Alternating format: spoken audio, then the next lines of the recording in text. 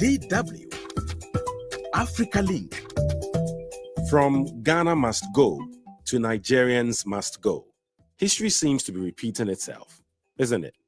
Tensions recently flared up in Accra as Ghanaian traders hit the streets, chanting and waving signs like Nigeria must go, demanding Nigerians leave the country. They accused them of dominating the economy and being linked to crime. Now, much of the anger has been fueled by viral videos and sensational media. Now, as a Ghanaian, I am naturally concerned about further escalation that could get out of control. It's because of them that most of the Ghanaian ladies and men are working. Like how I'm working, my boss is a Nigerian and I'm working with him. So it will be painful for me to stop working and be at home. No one is going to feed me. I'm going to feed myself. So for them to go, it's going to be bad. Some of them are really making the country very miserable, doing other stuff to, I don't know how to put it, to tarnish the image of our country, which is very bad. So I will be happy if we deport some of them. Not all of them, but maybe the good ones should stay and the bad ones should go. I don't think it will work. And if I should tell my own Ghanaian brother, I should say then they should just leave that thing. You understand? We should not use because of what one person commits and tell the whole Nigerians to go. It doesn't make any sense. So how do things get this heated? And what can be done to cool it down? That's what's coming up. I am Eddy Micah Jr. and you are welcome to Africa Link, the podcast connecting you to the stories that matter. Africa Link, every weekday here on DW. Ghana and Nigeria, West Africa's most iconic neighbors. They can be described as siblings with the occasional harmless rivalry. But there is always the potential for the rivalry to get out of control. Later on this podcast, we'll hear from some Ghanaians and Nigerians in Accra. But before that, let me introduce my guests. Isaac Kaledzi is DW's correspondent in Accra, Ghana, and DW's Ben Shemang is our correspondent in Nigeria. Hello and welcome to the program. Isaac, I will start off with you. What has triggered recent tensions between Nigeria and Ghana that even led to protest of Nigerians Must Go? So, this really has been lingering for some time now, but it's been occasional kind of triggering taking place. So, for example, in the past, we've had concerns in informal sector in Ghana, the trading areas where Ghanaian traders have complained about Nigerians flooding the markets and taking over their businesses. Because again, there's a law that governs how foreigners must trade in Ghana in terms of their capital base and all that, and what ought to be reserved for the locals. But it occasionally is dealt with discussions and concerns being addressed. Sometimes raids being taking place to deal with people who are not complying. But the recent one really was triggered by an interview that happened, I'm told, a couple of years ago by a gentleman who claims to be the Igbo chief, or traditional leader of the Igbos in Ghana, where he mentioned that he secured some parcel of land, or sizable land actually in part of Accra, and he wants to build his kingdom there. And I think the interview didn't go down well with a lot of Ghanaians who thought, well, this is Ghana. Yeah, you can live here as a Nigerian, but you cannot say you are creating your own kingdom within another country. Even though he came back to apologize for the comments and all that, that triggered people to begin to raise concerns again about something that has been already there for some time. And that is really what has brought up this conversation. But I must add quickly that also there have been some concerns about some crimes that have taken place involving some Nigerians. Well, that's a normal criminal issue. But because of this comment by this chief, people add up all this and they raise concerns and they say they want Nigerians out of the place. Yeah. Ghana-Nigeria rivalry has been there for as long as I can remember. When you talk about food battles, Ghanaian jollof versus Nigerian jollof. Look, if I can say so myself as Ghanaian, obviously Ghanaian jollof is better than Nigerian jollof. But anyway, that's besides the point, right? The point is there's always, whether it's music, the movie industry, basically entertainment, food, sports, football. I remember when Ghana beats Nigeria, it's like, so exciting, right? Those are normal sort of harmless flare-ups that can happen from time to time. And from what you're saying, this was a recording years ago. He's come back to retract it, but that didn't stop tensions from boiling over, did it?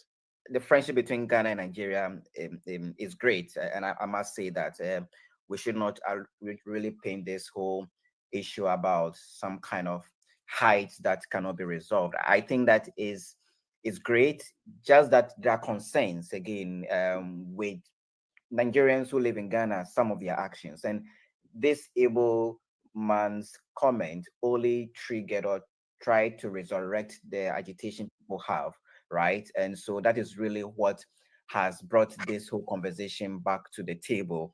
And I must say that this comment was done not just this year, but it's just that it's come back to haunt him. He himself has said that some of his critics had brought it to create some tension. But he says he's the chief of the Igbos in Ghana, right? I mean, it's allowed for a community in Ghana to have a leader, right? For them, whether traditional or whatever it is. But it cannot be seen as a kingdom that he claimed in that previous interview, which he had come to apologize for and retracted. And even though he did that, some Ghanaians who have concerns, they have legitimate right to protest and demonstrate, right? And I think that's what they did. And I think because of social media now, TikTok and other places, the interview resonated with people and got people angry. Yeah. I mean, an interview that was done years ago. So basically just resurfaced out of nowhere, Kaledzi, it seems. Exactly. And he claims that it was done by people who hate him to incite some kind of tension, anger in against him in Ghana. Yeah. So he comes out to apologize. That should have sort of calmed tensions, but it hasn't. What seems to be this sort of simmering tension that somehow almost got out of hand? It's economic, right? A lot of Nigerians live in Ghana. Okay, over 1 million of them live in Ghana, according to unconfirmed data, right? And there are a lot of them are in their informal sector where they are trading, where they are very aggressive in how they trade, which is good to some extent, and some Ghanaians perhaps have concerns about that.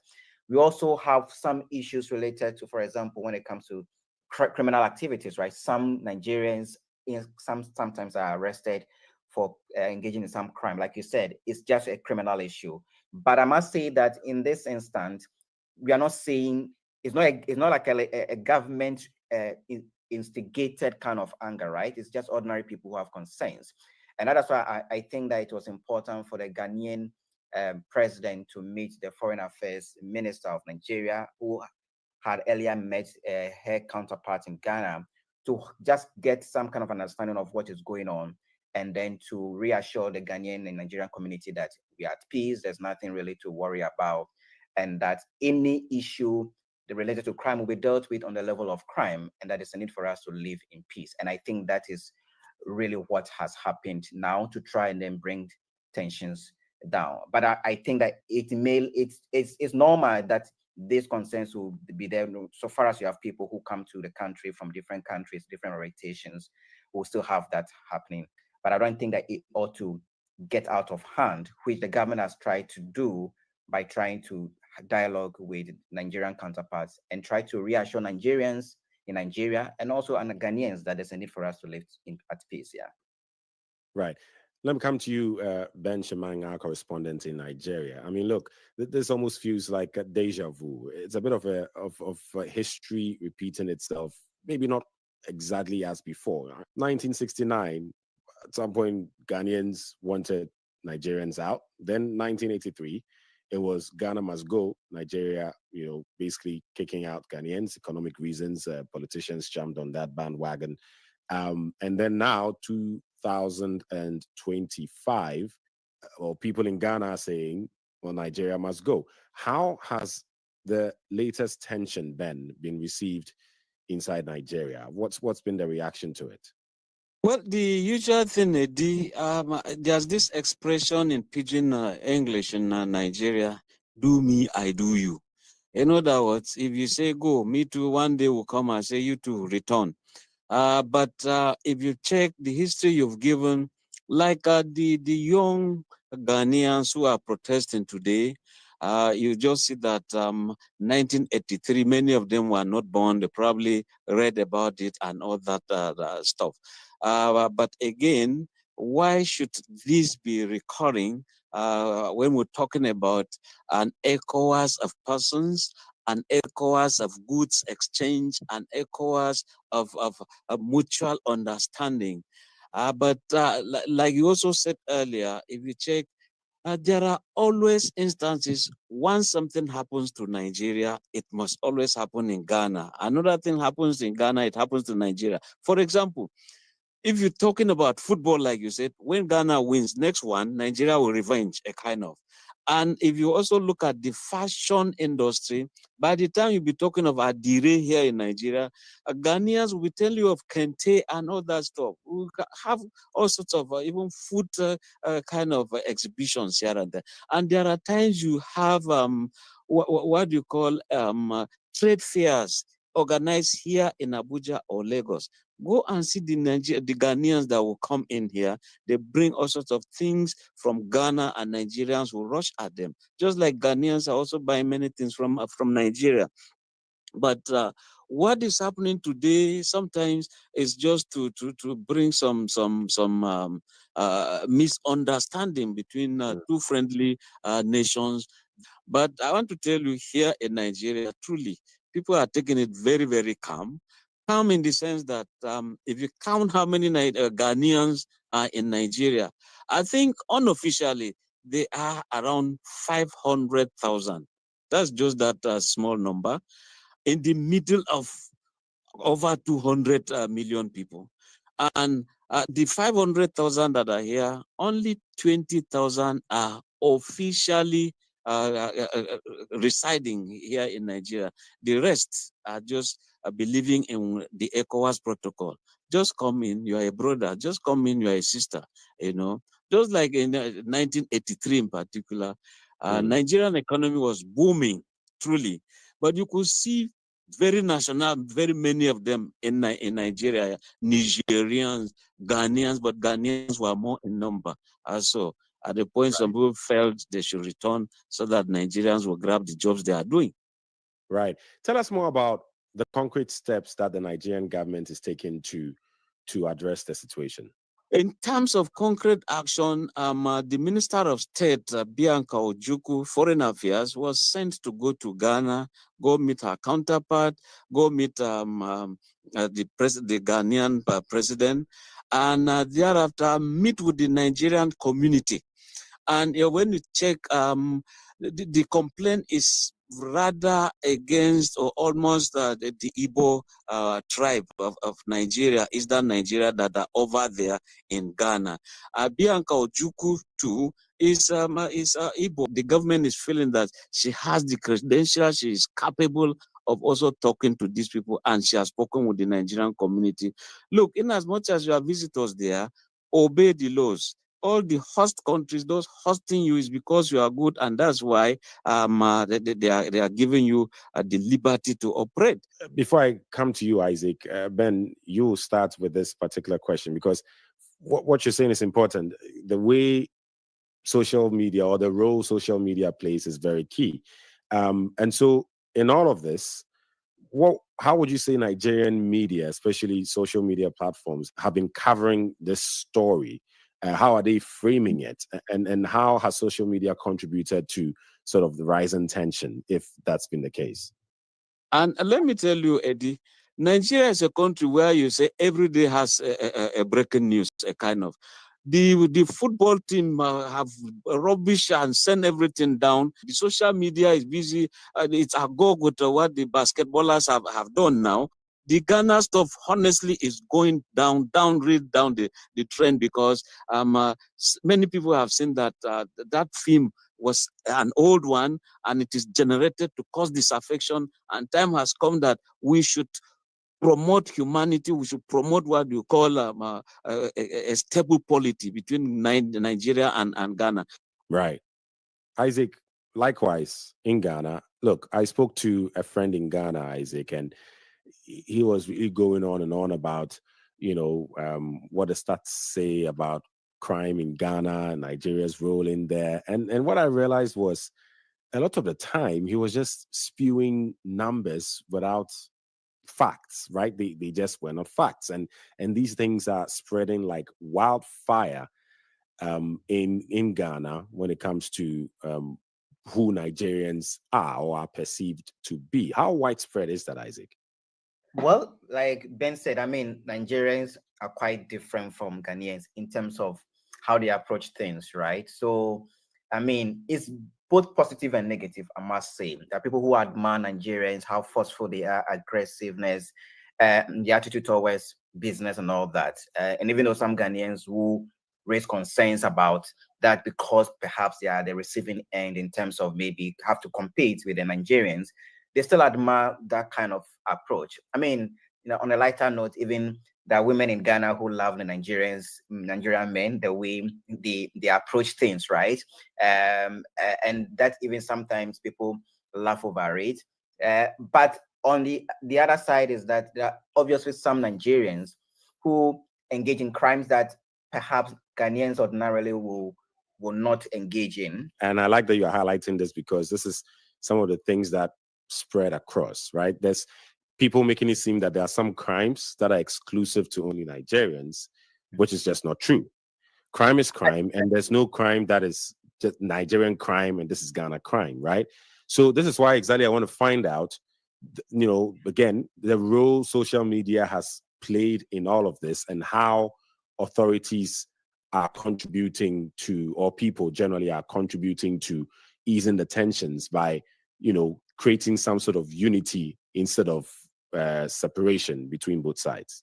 Yeah, I get you perfectly. And I was solely making this point because that's how a lot of Ghanaians or many Ghanaians see these things, right? Perceive these things, right? And whether positive or negative, it's important for the institutions in the country to really make things clear. So, for example, when it comes to businesses, there are rules, right? And so we get people to abide by those rules. Likewise, Ghanaians in other countries will have to abide by those rules. When it comes to crime, of course, the police have to indicate that this is just crime, and so we are dealing with criminals. But again, you cannot take away the perception people have because of what is reported, for example, in the media, how the media paints it. And even now with social media, an ordinary person can take a particular development, twist it in a particular way to suit how he or she feels and get people to jump onto it, right? You will not get that journalistic approach to saying this is crime and has to be dealt in this way. So in dealing with these issues, of course, the most important thing is for the government to come out to try and tackle the situation. I think that's what has happened with this visit by the Nigerian Foreign Affairs Minister.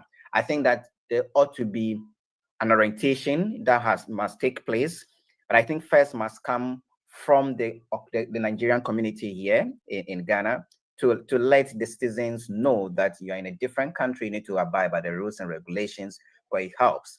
I doubt whether anything can be done beyond that of the Nigerian leadership talking to its citizens. And then obviously the Ghanaian community having its leaders arrange them that there's a need for us to coexist because of ECOWAS, the protocols and all that.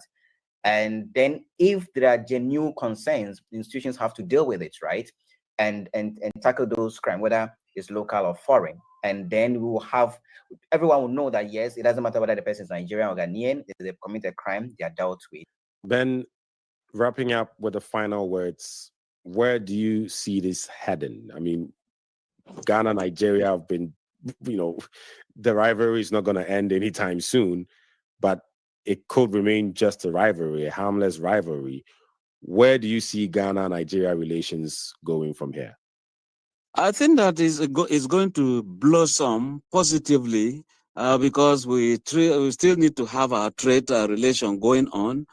So the issue, the Holy Alliance, jollof rice, the competition, the football, basketball, and all that, and this Nollywood, home movies, the musical industry. The the youth we are having today, see, they are cutting across their love for friendship is cutting all these international boundaries. Quick fire questions. Ben, you've probably tried both Ghana jollof and Nigeria jollof. Who am I to point at my father's house with with my little finger of the left hand? Ghana rice should wait. Nigeria is ahead. They should learn how to cook first. Nigeria jollof. I don't know why I expected anything different. Isaac, let me come to you. Quick fire one. Ghana jollof or Nigeria jollof, or Black Stars or Super Eagles? I mean, when it comes to the food, of course, I've tasted the Nigerian jollof and the Ghanaian jollof.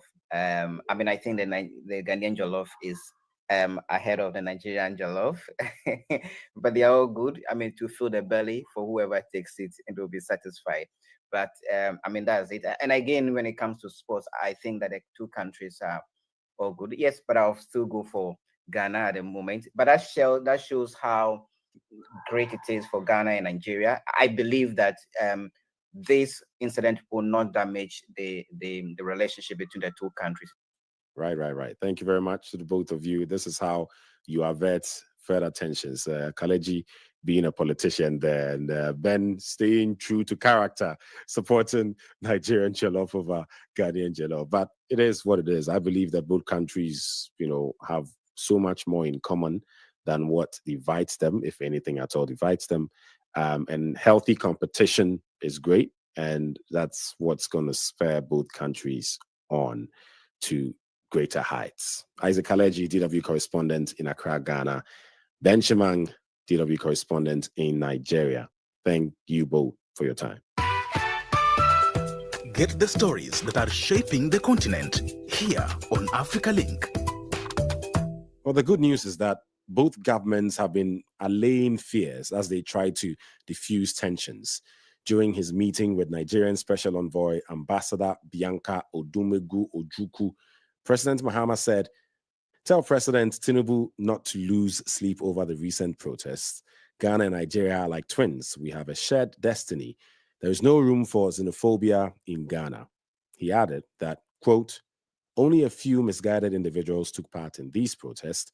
They do not represent the views or values of the Ghanaian people. Nigerians living in Ghana are safe and will continue to be protected." Those were the words of Ghana's President, John Dramani Mahama. But what do ordinary Ghanaians and Nigerians make of their relationship? Let's hear from some of them. It's because of them that most of the Ghanaian ladies and men are working. My boss is a Nigerian and I'm working with him. So it will be painful for me to stop working and be at home. No one is going to feed me. I'm going to feed myself. So for them to go, it's going to be bad. Well, I will be happy if we deport some of them. Not all of them, but maybe the good ones should stay and the bad ones should go.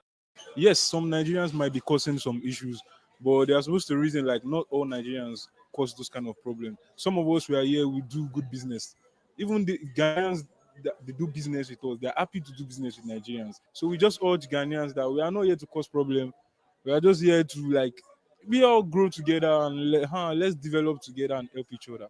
Okay, me as a Nigerian, Nigeria and Ghanaians, we are one. I get to be we are like brothers and sisters. And for my own, I don't think it's gonna work. I get because most of you are talking about developments and everything. Most of the people that are even developing the country are more Nigerians. More is Nigerians. Let's leave outside that we have some doubts inside all of them, but you can't because of what the touts are doing or something and say the whole Nigerians to go. It doesn't make any sense. Those were voices of Ghanaians and Nigerians living in Ghana. Now, while the Nigerian-Ghanaian rivalry is real and occasionally explosive, it is deeply rooted in shared history and mutual dependence. The recent tensions are a wake-up call to governments, media, and civil society that long-term prosperity and stability depend on dialogue, creative diplomacy, and rejecting exclusion in favor of unity and respect. This is a hopeful message, a reminder that unity and respect can prevail. So what do you think? We value your thoughts and encourage you to share them with us on our Facebook page, DW Africa. Listen to us on Spotify or wherever you get your podcast from. And don't forget to click follow and subscribe to our DW Africa YouTube channel so you never miss an episode. This show was co-produced and edited by Isaac Mugabe. And I am Eddy Micah Jr. Thanks for listening.